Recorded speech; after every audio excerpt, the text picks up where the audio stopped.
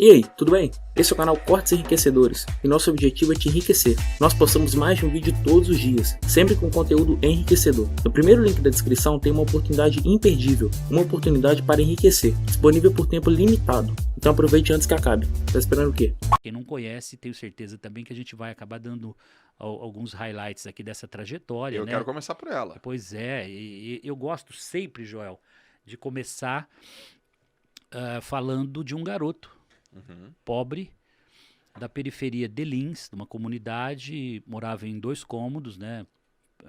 Literalmente um barraco de chão batido, né? Sem banheiro, enfim, assim como a maioria da população, né? Desprovida nas periferias, desprovida de saneamento, de esgoto, etc. E só que eu tive a felicidade de ter pais cristãos muito preocupados em me dar uma educação muito, muito diferenciada. Sim.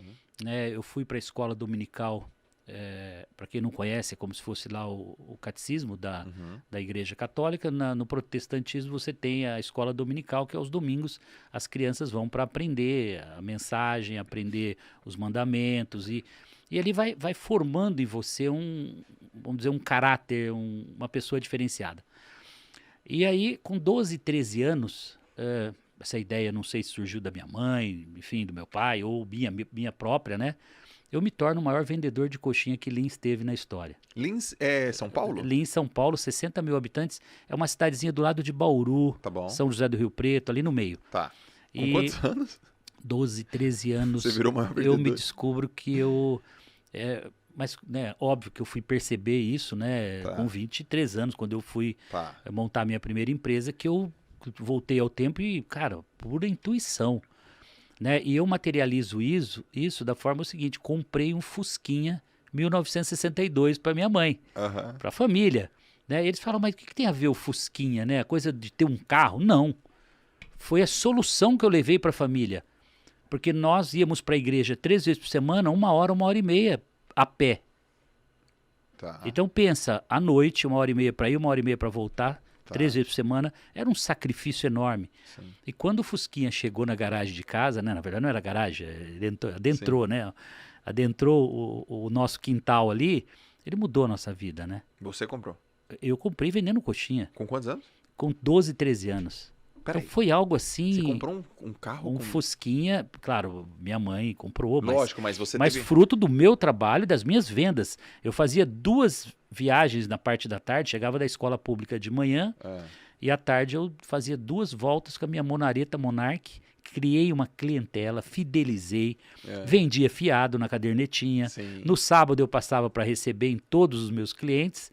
Então eu tinha vamos dizer, eu já empreendia com 12, 13 anos. Claro que por intuição. Não dá para imaginar que eu não me preparei para isso. Meus pais não tinham nenhuma capacidade, né, para montar uma estratégia. Não, nós vamos criar... Primeiro porque não havia marca, havia uma qualidade incrível no produto. Isso eu posso garantir. Tá. E aí o modelo operacional do negócio eu criei por intuição. Quem fazia coxinha? Minha mãe. Sua mãe fazia coxinha e você saía Mas pra vender. assim... nunca vi igual, tá? Realmente era diferenciada. E eu busquei os nichos, por intuição, eu ia exatamente nos lugares que a clientela estava com fome. Por volta das 2h30, o trabalho principalmente pintor, eletricista, pedreiro, construção, marcenarias, eles sentem muita fome, porque é um trabalho pesado, eles precisam estar repondo. Então eu chegava ali 2h30 com aquele cheiro de coxinha quentinha, cara, assim, crocante, com um recheio incrível.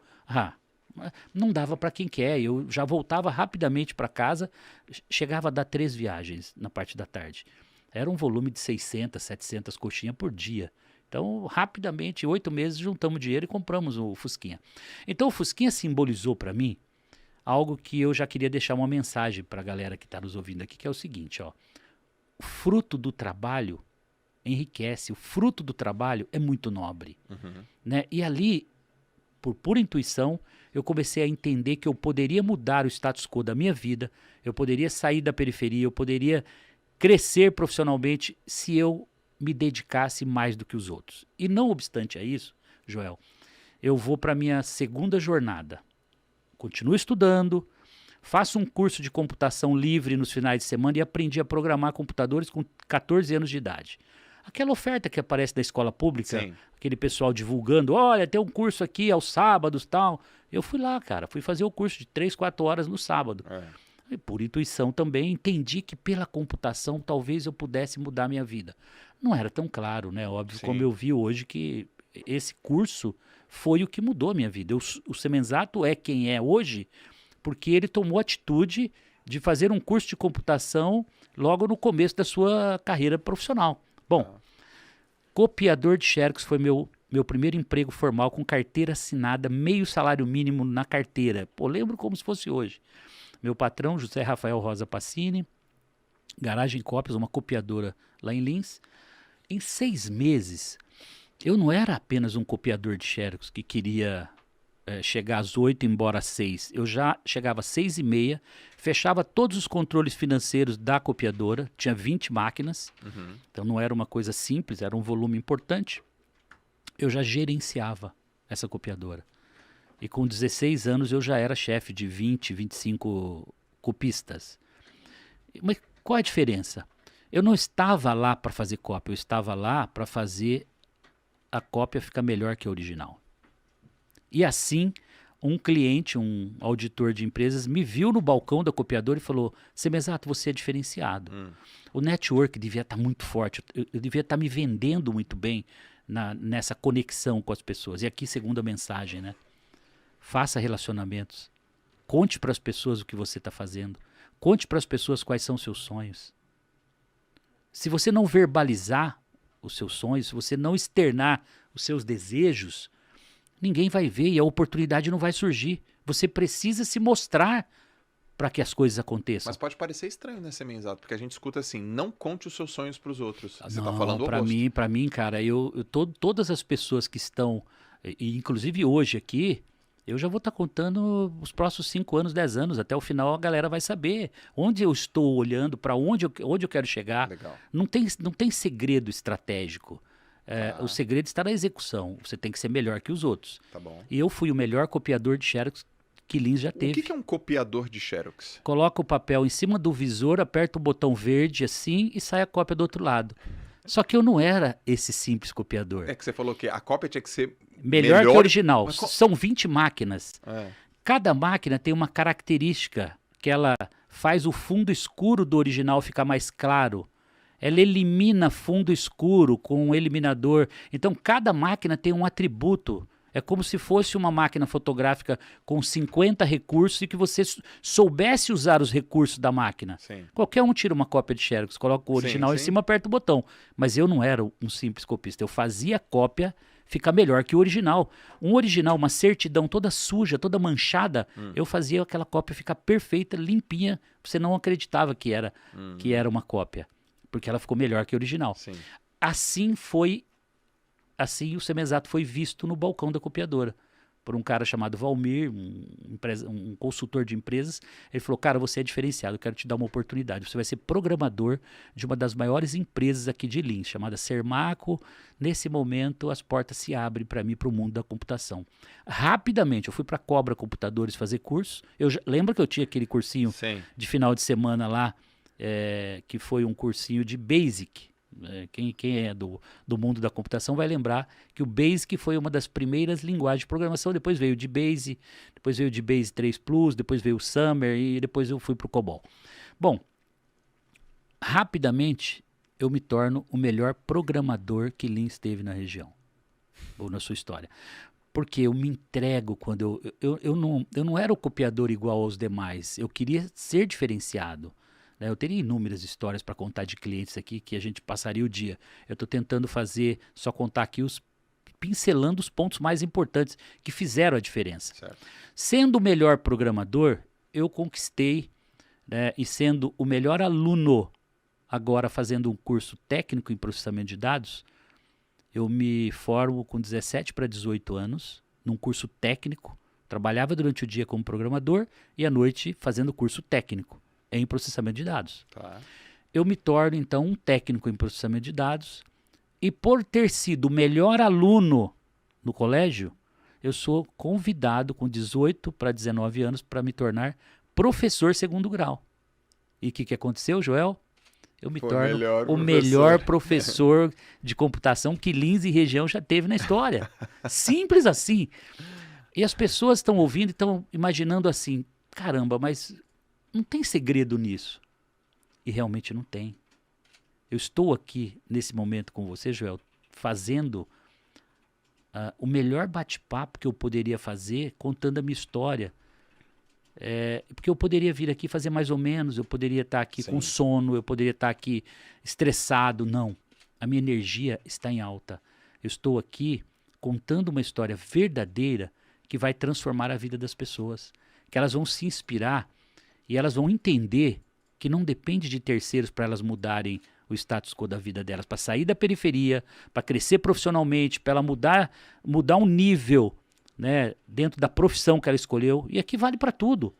Vale para quem é vendedor de cachorro-quente, vale para quem tem barraca de água de coco na praia, vale para quem tem uma hamburgueria, vale para todos. Se você chegar lá e for entregar um produto medíocre, mais ou menos, não faça. Você tem que entregar o melhor. Se não ficou bom, joga no lixo e faz outro. Aceita o prejuízo, mas entrega o melhor produto para o cliente. Com esse perfil, então, me torno o melhor professor de computação que Lins teve na história. Cara, então, em cada momento que eu passei da minha jornada como colaborador, eu não tive cabeça de empregado. Eu sempre tive cabeça de dono. Traduzindo, o que é cabeça de empregado, o que é cabeça de dono? Cabeça de dono é você jamais aceitar e entender que você é um colaborador, você é dono daquele negócio. Excelente. Então, quanto eu posso economizar para o bem do meu negócio? Quanto eu posso produzir mais? Quanto eu posso colaborar para a empresa no final do mês aumentar a lucratividade? Eu tenho que pensar com atitude como se a empresa fosse minha, porque eu serei reconhecido. E se no pior cenário eu não for reconhecido na empresa que eu estou, as portas vão se abrir para uma oportunidade incrível. Bom, 23 anos de idade, casado, me casei com 21 anos. As pessoas perguntam, mas isso faz parte do ingrediente do sucesso? Você acha que para eu ficar bilionário eu vou ter que me casar cedo também? Eu falo, olha, para mim funcionou muito bem. Sim. Eu não sei se você percebeu, mas eu não tive tempo de ir para balada. Eu não tive. Cadê a balada? Não deu tempo. Cadê a bagunça? Não deu tempo, cara. Era de domingo a domingo. Confesso, não me fez falta, tá? Não me fez falta, porque eu me preenchia dessa forma. Eu tinha um objetivo, eu estava obstinado realmente na busca pelo sucesso. E de onde veio essa mentalidade, Samenda? Então, tem um pouco de inspiração. Esse negócio de querer ser o melhor, fazer tudo certinho e de se destacar e dar um... Pô, você falou uma frase muito bonita. Não tem segredo, o segredo tá na execução. Isso. O Joel, na medida em que eu me destacava e era o melhor, eu não contei, por exemplo, que em 6 meses eu chegava em casa, na copiadora Xerox, e eu falava assim, no almoço em casa, para minha mãe, para o meu pai, eu já tomei a metade da cadeira do gerente da copiadora. Mais alguns meses eu me torno gerente da copiadora. Cara, era um processo natural. Então, quando eu fui entendendo que quando eu me dedicava mais, eu entregava mais, independente de eu ser o dono, o prêmio vinha, Sim. A promoção vinha, a oferta vinha, o convite vinha, o convidado para ser professor segundo grau sem fazer bacharel em pedagogia. Fui um professor com autorização especial da Secretaria de Estado. Sim. Porque eu não podia lecionar. Eu não fiz pedagogia, eu não era um professor formado. Mas pelo conhecimento técnico e, obviamente, envolvimento, dedicação, competência, né? Então, o diferencial que a gente coloca em fazer algo medíocre, fazer mais ou menos, e fazer da melhor forma possível, fez com que eu fosse para o meu primeiro empreendimento e tornasse a Microlins, a minha primeira obra-prima, minha primeira criação como empresa, a melhor escola profissionalizante da América Latina. Eu comecei com algumas escolas lá em Lins, sem dinheiro, né, totalmente alavancado, apenas com um sonho grande. Sim. Fui aos bancos e me financiei com tudo que eu podia. Né, e depois a gente tem uma riqueza de detalhes no meio dessa trajetória, que não foi só flores, óbvio. Mas em 2010 eu vendo essa empresa por 200 milhões, valores da época, e realizo, né, a minha primeira fase. Me torno realmente, a partir dali, um milionário começando uma trajetória. Foi ontem, porque 2010 foi ontem. Foi ontem. E eu levei, eu fundei a empresa em 91, foram 19 anos. Então qual é a mensagem aqui, né, que a gente precisa deixar dessa trajetória? Primeiro, eu não fui o primeiro a começar com uma escola de informática. Tá. Eu comecei depois. Ok. Só que a minha capacidade de ser o melhor, a minha entrega, né, a minha obstinação pelo sucesso, me fez eu deixar todas as escolas de informática para trás e eu me tornei a número 1. E eu fui visto em 2008, fiquei sócio de um fundo Pátria, Tá. 2 anos, e 2 anos nós vendemos a empresa juntos. E, enfim, realizamos ali o que eu guardei de mais importante de tudo isso. Você não vai ficar rico da noite para o dia. Tá bom. Quem achar que 1 ano, 2 anos vai ficar rico, 3 anos, esquece. Você precisa pavimentar. Vamos lembrar que eu comecei aos 13. E eu vendi com 43 anos a minha primeira empresa. Uhum. Equivale o quê? 30 anos de jornada. 30 anos. Dos 13 aos 23, como colaborador, mas pensando como dono. Tá bom. E dos 23 até os 43, formei o meu primeiro capital, que ali me sobrou líquido, uns 100 milhões à época, que foi onde eu dei o pontapé inicial em 2011 com a holding SMZTO. E ali eu refleti, falei, bom, 43 anos. E agora, né? E agora?